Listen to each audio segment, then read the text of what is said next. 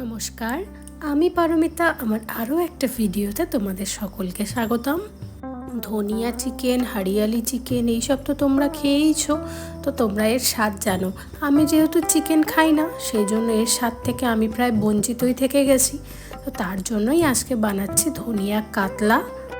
বানানোর শেষে কেমন হয় নিশ্চয়ই তোমাদেরকে খেয়ে জানাবো।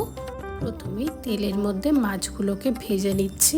আমি একটু লাল লাল করে ভাজবো, তোমরা চাইলে হালকা করেও ভাজতে পারো। আর একটা মশলা বানিয়ে নিয়েছি একটা গোটা পেঁয়াজ, আর 4টা মতো নিয়েছি রসুনের কলি, একটু বড় ধরনেরই ছিল। আর নিয়েছি 3টে কাঁচা লঙ্কা। লঙ্কাতে একদমই ঝাল ছিল না, সেই জন্য নিয়েছি সাথে একটা শুকনো লঙ্কা। আর এই সবের সাথে আজকে রান্নার মেন ইনগ্রিডিয়েন্ট নিয়েছি 2টো বড় বড় ধনের গাছ।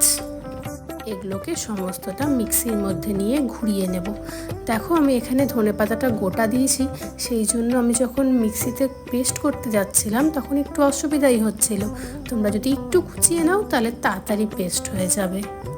এই মাছে আলু না দিলেও হয়, কিন্তু আমার ঘরে আলু ছাড়া কিছুই চলে না। সে মাছের ঝোল হোক আর যাই হোক, তার জন্য আমি দিলাম কয়েক টুকরো আলু। এগুলোকে ভালো করে ভাজা করে নেব। আচ্ছা, আমি না একটা জিনিস ভুলে গেছি, সেটা হচ্ছে পেঁয়াজের বেরেস্তা দেবো ভেবেছিলাম, তো এবার বেরেস্তা করতেই ভুলে গেছি।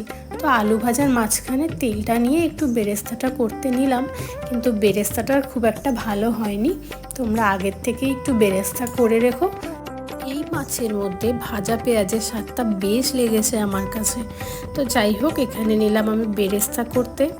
বেরেস্তা করার সময় পেঁয়াজগুলোকে খুলে দিলে হয়তো আর একটু ভালো হতো, কিন্তু তখন যেহেতু তাড়াহুড়ো ছিল তার জন্য আর কিছুই মনে পড়েনি। তারপরে দিলাম কড়াইয়ে একটুখানি তেল, সেই তেলের মধ্যে দিলাম একটুখানি কালো জিরে ফোড়নে, আর তারপরে বেটে রাখা মশলা যেটা ছিল সেটা সম্পূর্ণই দিয়ে দিলাম এর মধ্যে। আর এখানে দেব সামান্য ধনে গুঁড়ো। আমার ঘরে ধনে গুঁড়ো ছিল না, তাই আমি গোটা ধনে নিয়ে একটুখানি গুঁড়ো করে নিয়েছি, সেই জন্য গুঁড়োটা ভালো হয়নি। তো যাই হোক, যদি ধনে গুঁড়ো ঘরে থাকে তো তোমরা ধনে গুঁড়ো এখানে অ্যাড করো, সুন্দর ফ্লেভারটা আসে। এবার কিছু সময় এটাকে একটু কষিয়ে নিতে হবে, যেন ধনে পাতার এই সবুজ কালারটা নষ্ট না হয়ে যায়। তারপর মাঝখানে দিলাম একটুখানি লবণ, আর দিয়ে দিলাম মিক্সির বাটি ধোয়া জলটা। এটা দিয়ে পুরোটা ফুটবে, আর তারপরে যখন ফুটে উঠেছে তার মধ্যে দিয়ে দিলাম আমি মাছ দিয়েও আর কিছু সময় ফোটাবো। মাছের এসেন্সটাও এর মধ্যে তো মিশতে হবে, আর মাছের মধ্যেও এই ঝোলের মশলাটা বেশ ঢুকবে, তবেই তো খেতে ভালো লাগবে, কি বলো?